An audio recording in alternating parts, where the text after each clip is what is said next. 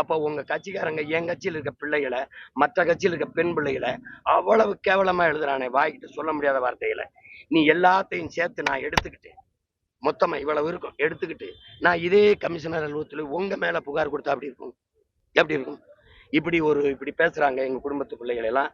அவர் கட்சி அவர் கண்டிக்கல. இப்ப அவர் மேல இதுக்கு ஒரு வழக்க பதிவு பண்ணி விசாரிங்க, என்னன்னு கேட்க நான் கொண்டு கொடுக்கட்டுமா? தம்பி ஆதங்கத்துல சொல்றாரு, அதுவே தவறுன்னு படுதுன்னா நோக்கத்தோடு நீங்க எழுதுறீங்க.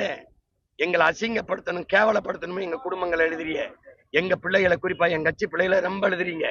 அதை நான் என்ன செய்யலாம் சொல்லுங்க? என்ன செய்யலாம்? அதே பெண்கள்கிட்ட ஒரு ஈர்ப்பை ஏற்படுத்தணும்னு நினைக்கிறாப்ல.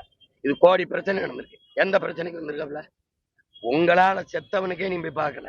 இப்ப அண்மையில தஞ்சாவூர் நடந்தது, ஒருத்தன் செத்து போயிட்டான். என் கட்சி பிள்ளை போய் மருத்துவமனையில பார்த்து, என் கட்சி பிள்ளை போய் சாவுல நிக்குது. உன் கட்சிக்காரன் கூட போய் நிக்கலையே. உங்க விஜய் உயிரென வர்றேங்கிற, உங்க விஜய் உயிர் எடுக்க வர்றேங்கிறதான் சரியான பாட்டு. எந்த இடத்துல? போன இடமெல்லாம் செத்துருக்கான். அப்புறம் வருத்தம் சொல்லணும்ல, போக முடியல. இப்ப அங்க போனா கூட்டம் வரும், ஆனா வளைகாப்புக்கு போக கூட்டம் வராது. கல்யாண வரவேற்பு போனா கூட்டம் வராதா? என்ன ஒண்ணும் பேச மாட்டேங்க நீங்க?